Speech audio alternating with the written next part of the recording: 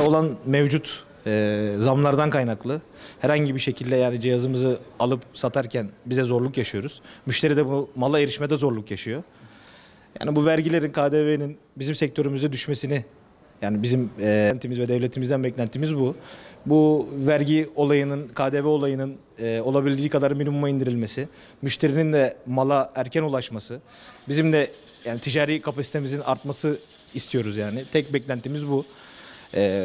Fiyatların yüksek olduğundan dolayı yurt dışı cihaza talep çok.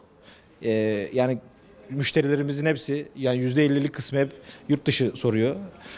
Bu yüzden kaçakçılık vesaire işlemleri de çok. Yani bunun önüne geçmek için devletin KDV'den, vergiden muaf etmesi ya da %8'e, %1'e düşürmesi. Bizim talep beklentimiz bu yönde. Parça sektörü biraz değişik. Çin'den ithal olduğu için Türkiye'de yerli üretim yok. Yani bununla alakalı bir makine alıyorsunuz. Mesela ekran üst cam basma makinesi alıyorsunuz. $4.000, $5.000. Yani bunun vurduğunuz zaman, Türk parasına vurduğunuz zaman yani yaklaşık 50-60 bin lira bir para yapıyor. Bunun için ayrı sermaye, dükkan, ışık vesaire, işte elektrik. Biliyorsunuz elektrik de yüksek. Onunla da alakalı var. Makineler çok elektrik yakıyor. Fiyatlar yüksek. Yani doğal olarak bu da müşteriye yansıyor. Müşteri yani tamirini yaptıramıyor. Ya gidiyor telefonu çöpe atıyor ya da gidiyor o şekilde satıyor. Gidiyor kendine bir tuşlu telefon alıyor, kullanmaya devam ediyor. Yani bunun bir çözümü, çaresi yani üretimle alakalı. İnşallah üretim desteklenir.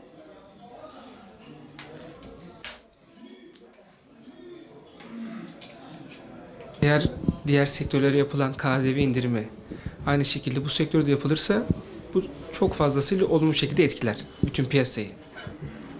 Çünkü almış olduğumuz bütün elektronik ürünler yurt dışından dolar kuru üzerine geliyor.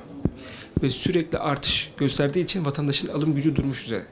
Hani arkamda görmüş olduğunuz kırılmaz camların bundan birkaç öncesine kadar 5 lira gibi ufak rakamlara takıyorken şu an 20 lira kadar olmuş.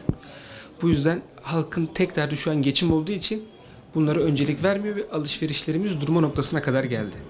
Halkın temel ihtiyaçlara yönelmesi gerekti bu durumda. O yüzden elektroniği satışı durma noktasına geldi diyebilirim neredeyse. Sıfır alım zaten durdu. Asgari ücretle çalışan bir adam 2000-3000 lira bir cihaza veremiyor haklı olarak. Birçok masraf olduğu için kirası, geçim kaynakları böyle.